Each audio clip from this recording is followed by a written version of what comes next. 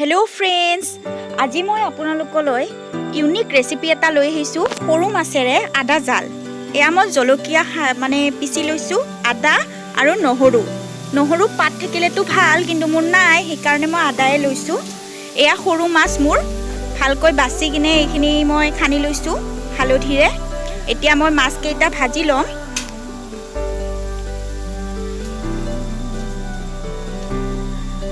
এতিয়া মই ইয়াতে পিয়াজখিনি দি দিছো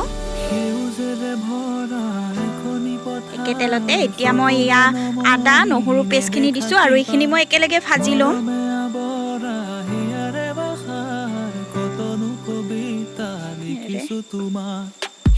চাব দেই তেল যাতে চিটিকি নপৰে। এয়া এনেদৰে খাবলৈ একেবাৰে টেষ্টি হয় ৰেচিপিটো, খাই চাবচোন।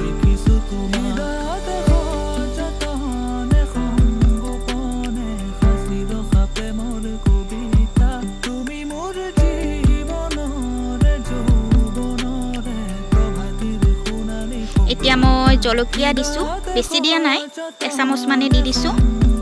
আপোনালোকে যদি বেছিকৈ খায় তো দিব পাৰে, মই এচামুচে দিছো। এতিয়া মই পানী দি দিছো পৰিমাণ অনুযায়ী, এগিলাচমান হ'ব। এয়া চাওক। এতিয়া মই নিমখ দিছো, এয়া হালধি দিছো কালাৰটো যাতে ভাল আহে। 10 পৰা 15 মিনিটমান উতলিব দিব গেছত, হাই ফ্লেমতে এনেদৰে আপোনালোকে থৈ দিব। এয়া মোৰ হ'লে ৰেচিপিটো। এয়া চাওক কি ধুনীয়া কালাৰ আহিছে। আশা কৰোঁ আপোনালোকে ৰেচিপিবোৰ মোৰ চাইছে আৰু ভাল পাইছে। প্লিজ মোক কমেণ্টত জনাবচোন।